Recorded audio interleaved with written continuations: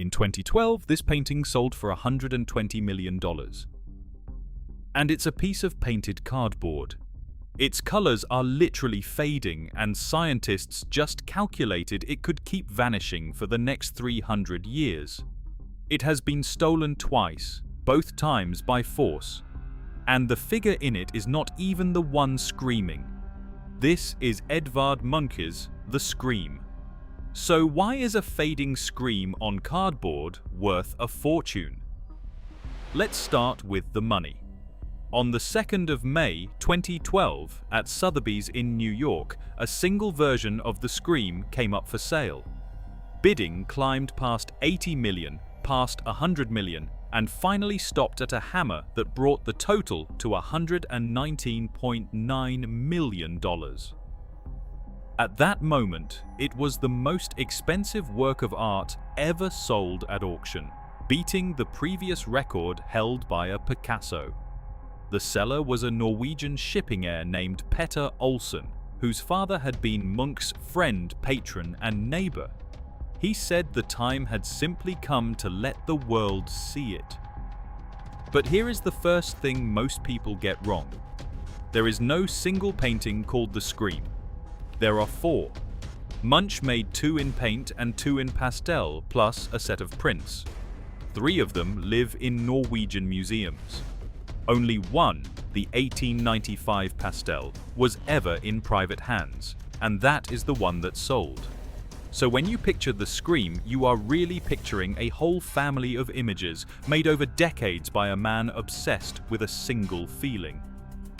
Which brings us to the meaning, and the truth is stranger than the meme. We all read that figure as someone screaming. It's on mugs, on phone cases, in emojis. But Munch's own diary tells a different story. In 1892, he wrote about walking at sunset near Oslo when, in his words, the sky suddenly turned blood red. He stopped, exhausted, and felt what he called an infinite scream passing through nature.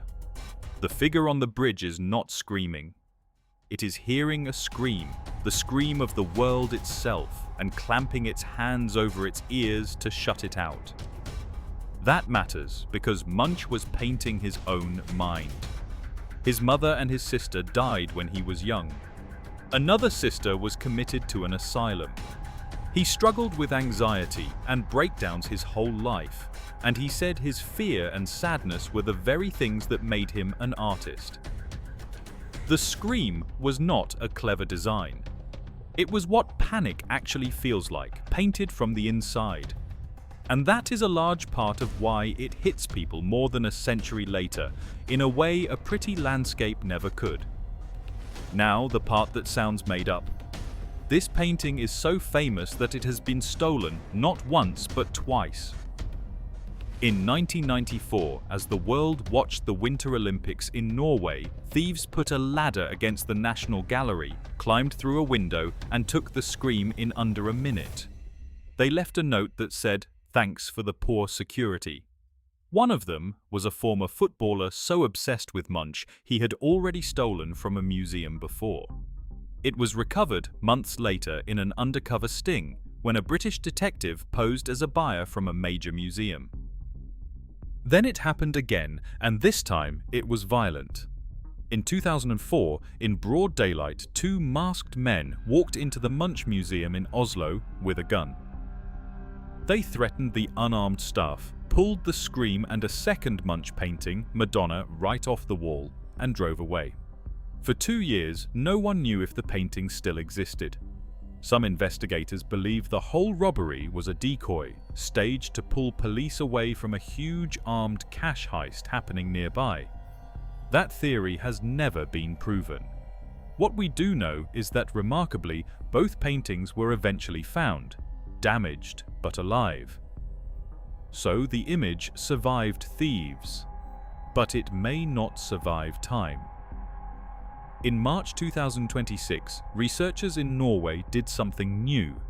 Using X-ray scans, they mapped exactly which colors Munch used and then built a tool to simulate how the painting will look up to 300 years into the future.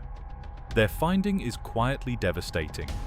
The reds and yellows Munch chose, the blood-red sky that is the whole emotional point of the picture, are made from the least stable pigments there are.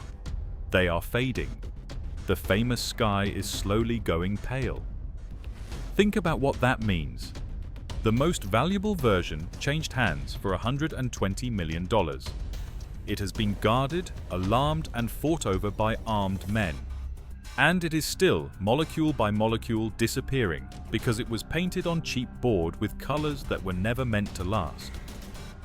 We spent a fortune and risked everything to own a scream that is very slowly going quiet. Maybe that is the most honest thing about it. Munch painted a moment of pure dread, the sense that everything is fragile and slipping away. And the painting itself turned out to be exactly that. So here is my question for you. Is a work of art worth $120 million because of what it shows, or because of the story we pile on top of it? Tell me in the comments. If you want another record-breaking masterpiece with a stranger story than its price, watch our video on the Salvator Mundi next. And if you like art history with the real story left in, subscribe. We do this a few times a week. Until next time.